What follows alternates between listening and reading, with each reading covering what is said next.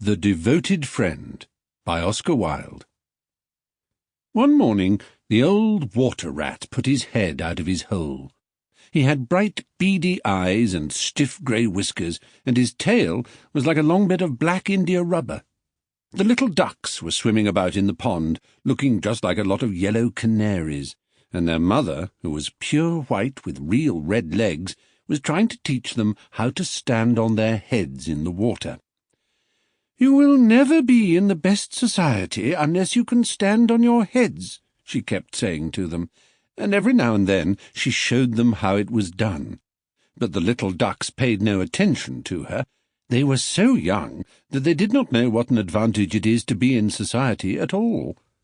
"What disobedient children!" cried the old water-rat. "They really deserve to be drowned." "Nothing of the kind," answered the duck. "Everyone must make a beginning, and parents cannot be too patient." "Ha! I know nothing about the feelings of parents," said the water-rat. "I am not a family man. In fact, I've never been married, and I never intend to be. Love is all very well in its way, but friendship much higher. Indeed, I know of nothing in the world that is either nobler or rarer than a devoted friendship." "And what, pray, is your idea of the duties of a devoted friend?" asked a green linnet, who was sitting in a willow tree hard by and had overheard the conversation. "Yes, that is just what I want to know," said the duck, and she swam away to the end of the pond and stood upon her head in order to give her children a good example. "What a silly question!" cried the water-rat. "I should expect my devoted friend to be devoted to me, of course."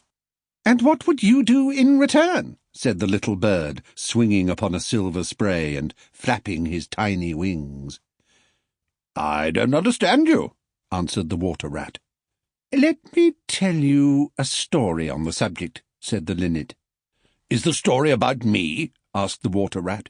"If so, I will listen to it, for I am extremely fond of fiction." "It is applicable to you," answered the linnet, and he flew down, and alighting upon the bank, he told the story of the devoted friend. "Once upon a time," said the linnet, "there was an honest little fellow named Hans." "Was he very distinguished?" asked the water-rat. "No," answered the linnet, "I don't think he was distinguished at all, except for his kind heart and his funny, round, good-humoured face. He lived in a tiny cottage, all by himself, and every day he worked in his garden. In all the countryside there was no garden so lovely as his. Sweet William grew there, and gillyflowers, and shepherd's percies, and fair maids of France. There were damask roses, and yellow roses, lilac crocuses, and gold, purple violets and white. Columbine and ladysmock, marjoram and wild basil, the cowslip and the flower-de-luce, the daffodil and the clove pink bloomed or blossomed in their proper order as the months went by, one flower taking another flower's place, so that there were always beautiful things to look at and pleasant odours to smell. Little Hans had a great many friends, but the most devoted friend of all was Big Hugh, the miller.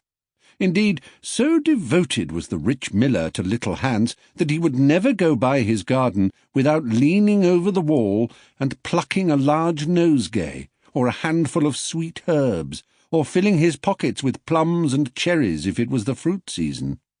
"Real friends should have everything in common," the miller used to say, and little Hans nodded and smiled and felt very proud of having a friend with such noble ideas.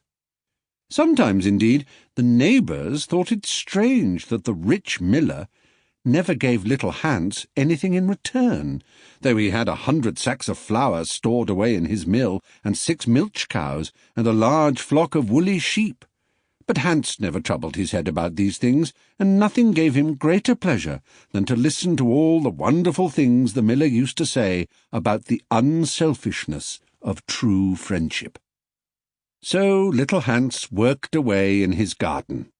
During the spring, the summer, and the autumn, he was very happy, but when the winter came, and he had no fruit or flowers to bring to the market, he suffered a good deal from cold. Sample complete.